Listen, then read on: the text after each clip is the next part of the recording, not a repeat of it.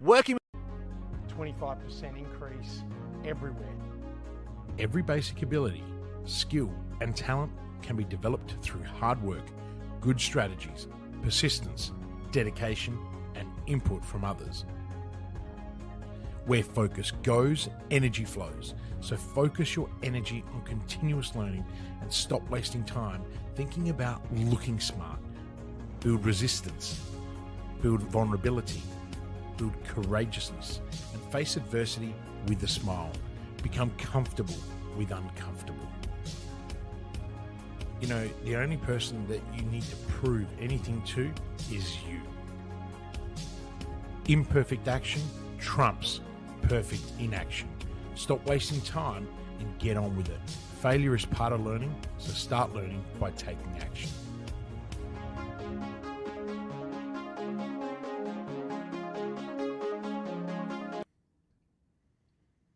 Kristian Livolsi. Welcome It's to the funny. hot seat. That was a very abrupt start. I'm here, but I'm blank. What about, oh, there we go. I'm back. I'm here. There, we're both here. Oh, amazing. Welcome to the hot seat. It is Tuesday. You are back on Australian soil. How was Europe? Europe was great. It was intense. It was a really amazing experience, you know, hanging out with my family for 3 and a bit weeks in sometimes confined spaces was, you know, a challenge, as other parents would understand. But the kids were great. They had a fabulous time. We're very blessed, and that we got to do what we got to do, and it was highly recommend people with teenagers to do Europe, not necessarily with people with children that are 6 and 9, despite the fact they had a great time. But I think the level of appreciation of the trip probably wasn't as much as, you know, if they were a little bit older and understood a few more things. But you know, walking into the palaces and the castles that we did, that blew them away. And obviously Disneyland Paris was the highlight. Disneyland Paris, ladies and gentlemen, I'll give you a tip. It's fantastic for children. It's a freaking nightmare for parents. You know, we spent 482 minutes in lines. So standing up in lines. And on some occasions we had express passes too. And we walked like 17 kilometers. So it's but I mean, it is an amazing place. I got to say, the Disney magic is real, but it's chaos. There's thousands of people. And tip, go after 5. Right? Oh, okay. It blew me away. So after 5:30, you could get on a ride in under 7 or 8 minutes. Before that, it's like all the people with prams just leave. So That's when the witching hour starts for even younger children. So that's probably why they get out then, and you can get a bit of space to breathe, which is great. Well, I'm excited to have you back here for the hot seat. I really missed you with my annoying questions of, hey, Kristian, and everything else. So we've got some really cool stuff coming and planned for people in the weeks to come, which is great. But today I wanted to really talk to you about avatars, and you know, there's so many different names of the people that we're talking to, and you know, having this ideal client and those sorts of things. So I've got 3 questions for you today that I wanted to break down. We're going to get through this nice and quick because I know you're still coming off the other side of jet lag and some illness. I'm actually visiting one of our clients today, Alison, from Helping Humans Thrive. We're doing a strategy session. So let's get into my first question that I have for you today, Kristian. And that is, why should we have a client avatar, that ideal client persona? Why do we need it?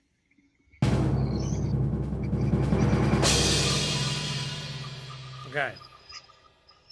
Having a client avatar or an ideal client persona is actually an essential part of your marketing strategy, but also your sales strategy, right? Because it allows you to tailor your marketing effort, or for this case, let's call it marketing strategies, as well as your product development to meet, well, the specific needs, the behaviors, and also the concerns of your target audience, okay? So by understanding who you are that you're serving, Simone, people can actually create highly targeted messaging that should, in essence, resonate deeply, but also improve engagement as well as increase conversions. So essentially, a well-defined avatar helps ensure that your business efforts are not just effective, but efficient, right? And it minimizes waste and maximizes impact. So the strategic focus not only enhances customer satisfaction, but it will actually drive you sustainable business growth. So that's why I think it's important to have it. Okay. This is not my second question, but it's a sub question because I know a lot of people might be thinking this right now. Can I have more than one avatar? Look, start with one, make lots of money with one, then start a second. Right? Yeah, because this is something we hear quite often with our clients, right? If I took this advice myself, we'd be wealthier, right? So it really is. You should start with one, nail it, then start another one. So the answer to your question is yes, you can have multiple avatars and personas, but only have one, succeed with one, then move on to the next. Yeah. So, because this is what we always say, right? We can help so many different type of people. Why do we have to niche to one person? Why does it just have to be one when we know that we can serve more? Yeah, look, and it's incredibly frustrating because, there's lots of, let's look at business coaching, for example. So you've got business coaches that are now, everywhere. They're specializing. Mate, they're not specialists, right? And people are getting sucked into this because they go, oh, they must know, let's say that I'm an allied health practitioner and there's a new coach that specializes in dietetics. You really want to be coached by another dietitian? Or do you want to be coached by a business person who's run 80 businesses and understands the mechanics of what's going to happen? Or do you want to be coached by someone who was a dietitian and possibly didn't even get their business off the ground? Like, yes, there are, in the e-com space, for example, there's some amazing coaches, right? Some that have created $500 million businesses who now all of a sudden want to be coaches. Yeah. Just because you created a $500 million business doesn't mean you can teach the formula. An e-com business is an e-com business, right? You don't need to, it's the product you sell that's going to make the significant difference. Does that make sense? So if if you're selling a shit product that nobody wants, so do you need to go to an e-com coach, or do you actually need to go to someone who can pull apart your product and tell you whether or not it's marketable, it's doable, and whether there is an audience for it, right? So, and I mean, this is why when I was the inaugural entrepreneur in resident at the University of Adelaide, I was able to get such quick results for so many different people in totally different sectors because I've got a cross section of experience, and business is business, right? So when you go and do an MBA, they don't teach you an MBA that's specific to e-com businesses. They don't teach you an MBA that's specific to medical practices. So as a society, we've become conditioned to appeal to that area of niching. So you've got two schools of thought. If you're a business coach, then bloody niche, right? Pick an industry and go for it. Work that one, then start another one. Because if you try going down the general path, it's a very, very hard slog because people have been roped into believing that someone that is just using the word service providers knows something about fucking service providers. Right? Or creatives, or, and it's like, this shit drives me crazy because it comes down to, it's like what AI is doing at the moment, Simone. Everyone's an expert. Punch it into ChatGPT and you can sound like me. Hmm. My God, I just heard. Is that coming from you? You hear that? That's a train just Oh going my God, past. I sat here. I'm like, oh my God, was that a toilet flushing? Like where? Um, but it was a No, train. it's a train. No. It's a So train. I Yeah. think that's what's important to have an avatar. And yes, Hmm. if the smart advice is niche as tight as you Yeah. can, and go for it. Despite my opinion, that's what I'm saying. I have a very strong Okay. opinion on this, but I also can provide really strong, supportive, evidence based advice, which is you should niche, right? Yeah. Don't do Okay. what I do and stay stubborn and go no. Okay, look, we're not going there today. All right, my second question is I'm convinced I need to create my avatar. I need to get this niche.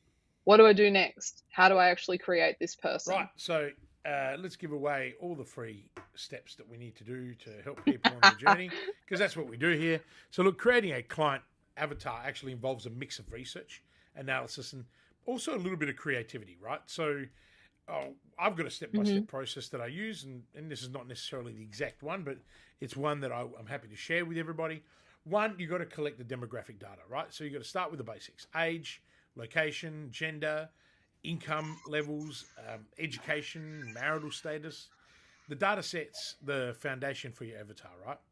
Then you've Hmm. got to understand the psychographics, right? So you've got to dive into their hobbies, the values, the challenges, but also their fears, right? So what motivates them? What are their goals? Yeah. Um, Hmm. then you've got to analyze the customer feedback, right? If you're already an existing business, look at your existing customers. What common characteristics or interests do they share? You know, I constantly say this to all of you guys, right?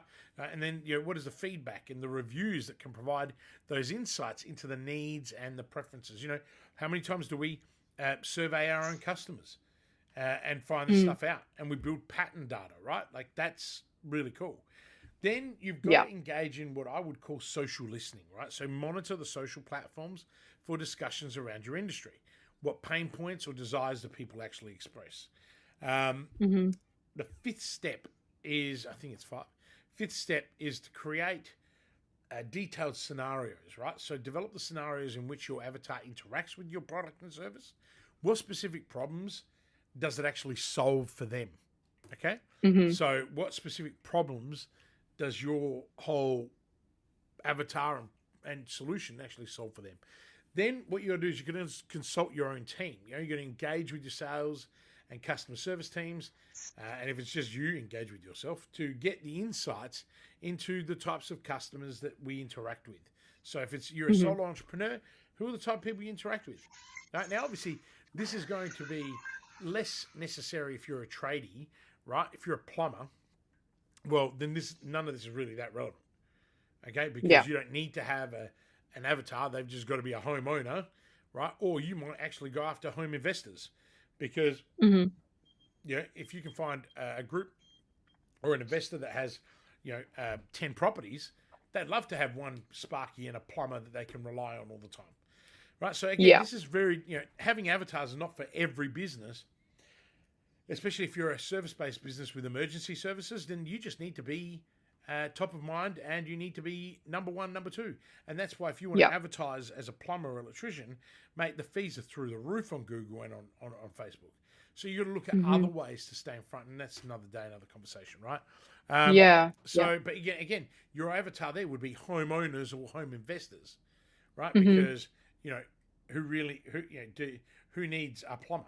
It's people that actually Yeah. reside in a property. It could be restaurants. So you might want to become a commercial plumber or commercial electrician, right? Yeah. So then what I like to do is I actually draft multiple avatars.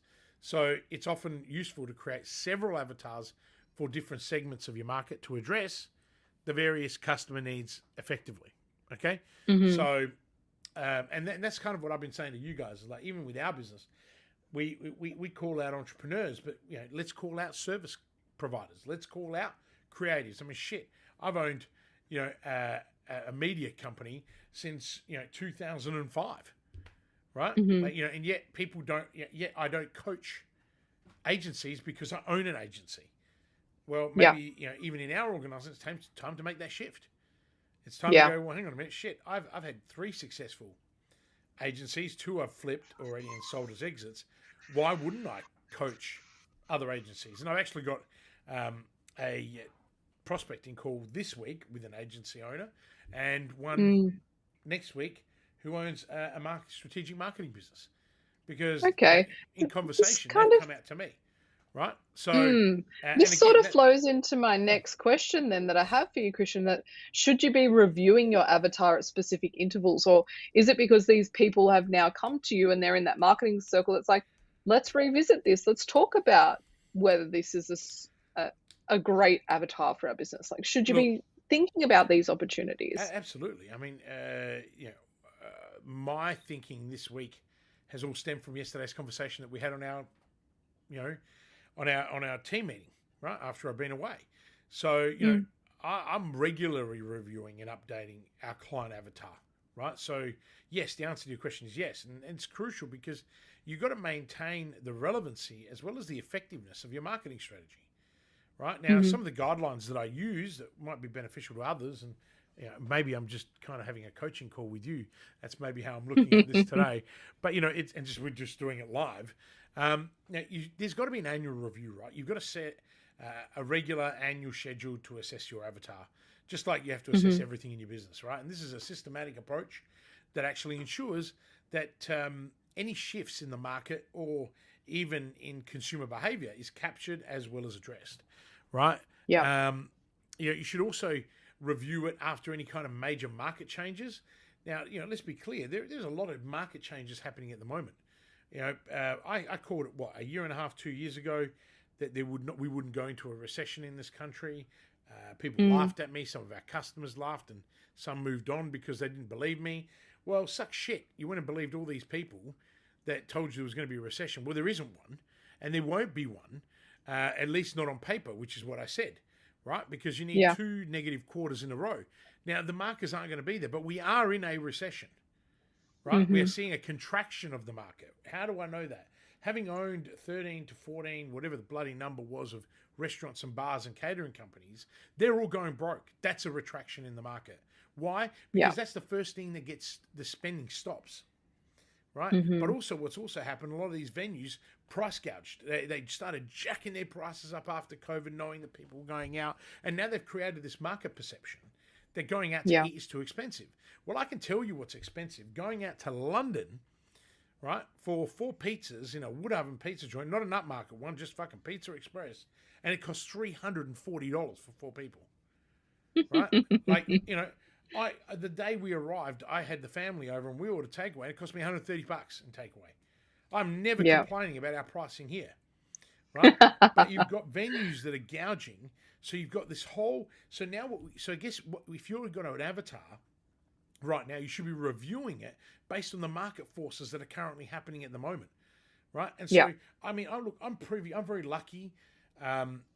Well, you make your own luck, but I'm very fortunate because I sit on some very high-level boards, which I chair or I'm a board member of. So we get a lot of economic global data and national data, and we interpret that data. So I can filter that back down to the mum and dad businesses that we have, and and that's what gives them the edge to be in front all the time. So I think right now the biggest thing that everyone should be looking at, look at your avatar and look at the spending pattern. More importantly, that what affects them, right? So I can tell you now, unequivocally, we are going through a market contraction. We will not see a recession on paper, right? I'm going to say it again. I'm going to say it confidently and strongly, right? The data strongly suggests that it won't, unless there's a catastrophic, another epidemic that pops up, right, or a pandemic. The key here is that there is a contraction in the market, and we're seeing it first in that restaurant industry, the service industry. And so what I'd be saying to people is your avatar is going to contract too. So are you in a recession-proof business? Like, for example, I consult to medical practices and cancer hospital and bits and pieces, and these are recession-proof businesses, right? Medical practices are recession-proof. Psychology practices are recession-proof, right? So all of these people that are joining all of these practice-specific coaching programs, mate, you shouldn't be there because you're not going to get told what really is happening in the market, right? You guys are recession-proof. You should be looking at how to grow, scale, drive, right? And a lot of it is people resource issues, like it's infrastructure, right? Like, the four biggest barriers to growth, right, is what people should be focusing on. And they are people, they are marketing, they are leadership, and their infrastructure, right? And those things, are very, very specific in terms of what you can do. But I think that they all impact your own avatar, because if all of a sudden the market is contracting, and I might be right, which I am, all of a sudden, if your avatars are contracting, you might have to look for another avatar. Does that make sense? I mean, the workforce pressure is there, but, look, and I shouldn't probably say this on here, but, I'm kind of glad that people are going under. I'm glad that a lot of these businesses are finally starting to, the zombies post-COVID are falling over, because we need the workforce back. Not everyone should own a business. I know so many great employees who go off and open a business on this whim of, I'm better than the principal. You're not. You might be, but you're not necessarily built to be a business owner. And so what we've got this free market where all these people have left, being great employees, like being outstanding. Perhaps they didn't get looked after as well as they should have, right? But they've gone off thinking they can do it on their own. Mate, running a business is hard work, right? Okay, there is formulas, there are systems, there are tools, but you've got to be on board. You've got to be sharp all the time, and a lot of time it's a lonely place. So a lot of these people that get into business become, once that excitement's gone and the pressure comes, and all of a sudden your first fucking BAS bill comes in and you don't pay it, and then you accumulate it, and then the next one arrives, and this is what's going to happen. Remember, I said it in our meeting 4 or 5 weeks ago. I said, you watch the pain that we're going to see in the middle of May when the quarter BAS is due. Because I know for a fact, I've been reading ATO data, a lot of people postponed their December BAS because they didn't have a strong end of the year. Well, guess what? They're not going to be able to make this payment. Guess what's going to happen? Defaults. And the ATO's gone to town on everyone now, because they're basically saying, let's just wind it out. Great, excellent, great work. But also go after the big businesses that don't pay taxes, what I say to the ATO. It's time that the big companies like Apple and Google and everyone else, Facebook, all the money we're spending on advertising with these organizations, they need to start paying that back so that this country can become the clever country it used to be, right? So, don't just kill the mum and dad businesses who have busted their ass. But if you're a mum and dad business, I'm diverting a bit here, but if you're a mum and dad business and you're currently looking at this and you're going, fuck, the numbers don't stack up, it's time to get out. Don't drop your ego, right? Like, I got asked this question this morning by someone who hadn't seen me, that came into my office and they said, hi. And they're like, Kristian, what advice? And they had a friend who is currently having a really bad time in their business, and their business was going great. And I said, is the business worth anything? Yeah, no, it's worth really good money at the moment. Then sell it. Oh, they'll never sell it. They got into business because they wanted to. I said, sell it now. Put it on the market now. Get the highest profit market for it. If he holds on, this bloke's going to be broke at the end of the year, right? Yeah. If he's already enduring burnout, and would you talk to him? I'm like, not really, right? Like, why not? I said, because I've just given you the only advice they need. They need to sell it. Sell it now to someone who's got excitement and passion and purpose and can recapitalize the business, right? It's already making money. It's got great clients. So just do that. So and again, that's also part of this reviewing your avatar. Review your own business. You weren't meant to be in business for 100 years, right? Business is not a marriage. When you sign up to a business, you're the custodian for that company, right? Same thing is that, and unlike a marriage where you are signing out, that's it, death do us part, right? Business is not the same. Business is not your fucking child. I say this to people, business is not your baby. Now, I can say that because I was one of those dumbasses, there's another train, I was one of those dumbasses who believed that, his businesses were babies and I didn't sell them. And then when I had fucking 15, 20 of these things running simultaneously with over 200 staff, and then the GFC hit, well, guess what happened to me? I lost the whole damn lot. $13 million in turnover, gone. That's pain. And so when I give people this advice, it's real advice. It's not some bullshit thing or, like I always say to people, I don't have some lemonade stand fucking entrepreneur story. I became an entrepreneur in my mid-20s, when I started my first business. Like I went out and worked for other people. and then realized, oh my God, working for other people as hard as I work sucks, you know? Mm. And so I went out and did my own thing, you know? So same thing. So look, you know, the other time, by the way, that you should actually check your avatar is following a product launch of any kind. But more importantly, always look at your competition. Always look at your customer feedback loops. You know, I go on and on about customer feedback loops all the time. But, you know, by revisiting your avatar at specific intervals, Simone, you actually ensure that your business stays aligned, okay? And it stays aligned with your target market.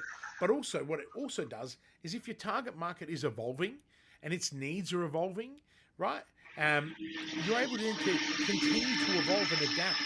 And I guess that's probably the biggest thing now is, you know, obviously we've got a lot of people listening because there's fucking thumbs up coming everywhere, which is great, which obviously this is resonating with people. And I hope it does because, mate, 3.5 weeks away, seeing the rest of the world, we live in the best country, but we've just got the shittest attitude, right? Mm-hmm.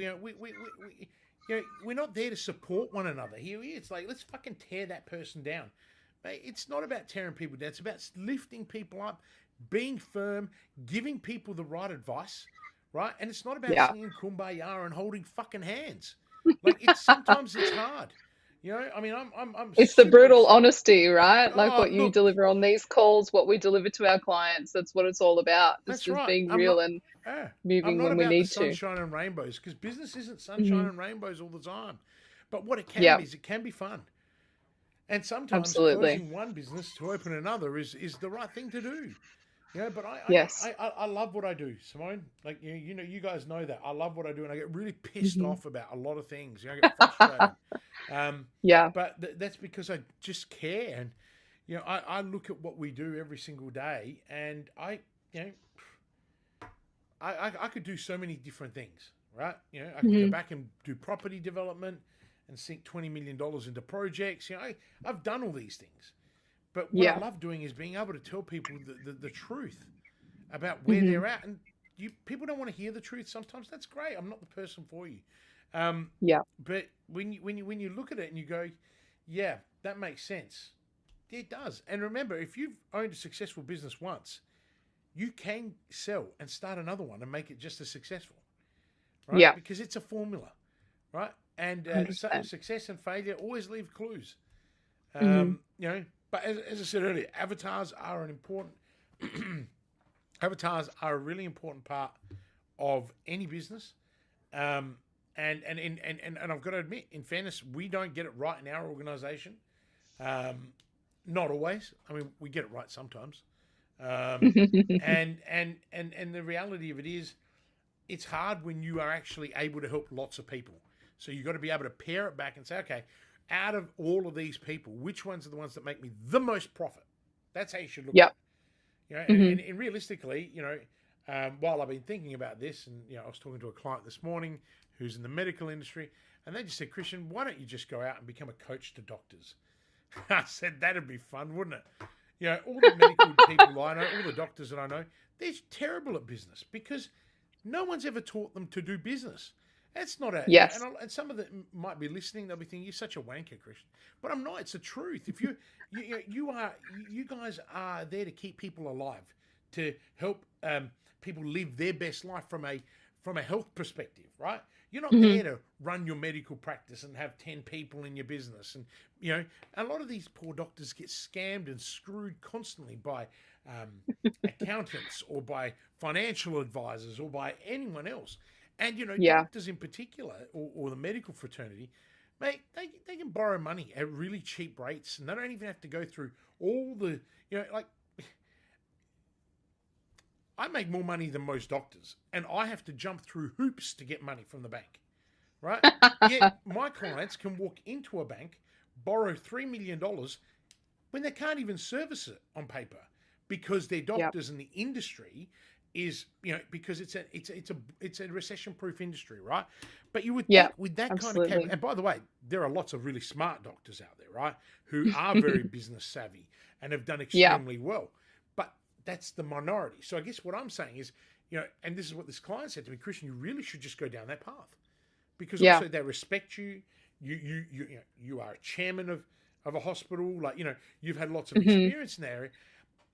And then I kind of And I just think that's remember, probably a whole avatar that we need to unpack and dig into on it that. is. Yes. But I guess what I'm trying to say is, in real time, I'm explaining to our audience, right, which is really important, that you got to review your avatar all the time, right? Yeah. Like, even me, I'm doing it now on this call. I'm doing it live with you. Like my brain is going at 1,000 Going on miles an hour, fire. saying why. And if you can see, I'm reflecting on conversations I had this morning with clients and with people, and I'm like, the answer sometimes is right there, but you've got to be in the mindset of it. And that's why I love these hot seats. I love these questions that you come up with and ask, because a lot of the time it's just getting me thinking about, how does that relate to what we're doing? And that's what it should do to you. And there's so many people listening. This is amazing. This is, I think, the biggest episode we've had. I mean, I don't know. I'm Maybe looking at people like have just missed you so much. We haven't, looking at we haven't 150, been live. 160 people. Like, that's insane. And that's only what we can We see. haven't been live for quite see. some time. Yeah, we So can't I'm see that on LinkedIn. glad to see the audience here. Yeah, so that's amazing, guys. And even if you're writing, we can't see it. So Ecamm's got some challenges at the moment. Other people are having them as well. We can't even 100%. push it into the groups. But look, it is great to be back. It's and again, another amazing hot seat. Simone, I know you got to go because you got to go back to the client. Yes, Alison is waiting. So say hi to Alison. I look forward to seeing her on the call on Thursday morning. Absolutely. Kristian Livolsi, as always, it's so refreshing to have you back on these calls. I've missed them. And our audience certainly has missed them as well, digging into these real experience, real life conversations. And it's not always, like you say, the sunshine and rainbows, but it's the reality of where we're all at and what we actually need to bring to the forefront of our mind. So thank you again for your time and your insights, and we will be back next Tuesday with another episode of The Hot Seat. Thanks, Simone. And now I've got to press a button, don't I? You do. Yeah, message from Adrian Lee. See you guys. Working with Kristian is a game changer. Hi, I'm Adrian Lee from GrowthLink Coaching and Consulting. I started working with Kristian in August 2020 as his LinkedIn growth consultant. We worked together on his LinkedIn brand for about 12 months before becoming business partners in Growth Outsourced late 2021. Kristian is a hidden genius. He helped me break through a significant financial target by restructuring my growth consulting online business offer. I don't know of any one person who can give you so much focus, clarity, and structure to live your purpose and get shit done. He holds you accountable to your words and gives you the tough love when you need it. I love his no BS approach to business and life. Everyone needs a Kristian Livolsi in their life. Do whatever you have to work with Kristian. This is just the beginning for us, and I am super pumped to continue growing together. Thanks again, Kristian.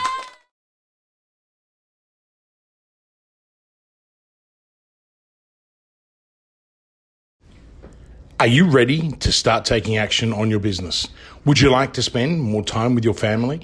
Then call 1300-643-229 and start building momentum right now. I know you're busy. In fact, you are so busy that you don't have time to work on your business or yourself. Often tossing and turning at night, worrying about the how-tos and the cash flow. How on earth can you possibly get off the hamster wheel so that you can take a helicopter view to see where you'll be in 90 days, 1 year, or 3 years from now? In this program, I will take you from sleepless nights to blissful sleep. You'll have more time with your family and you will have the clarity and direction so you can grow and flourish. Call 1300-643-229 now and start building momentum.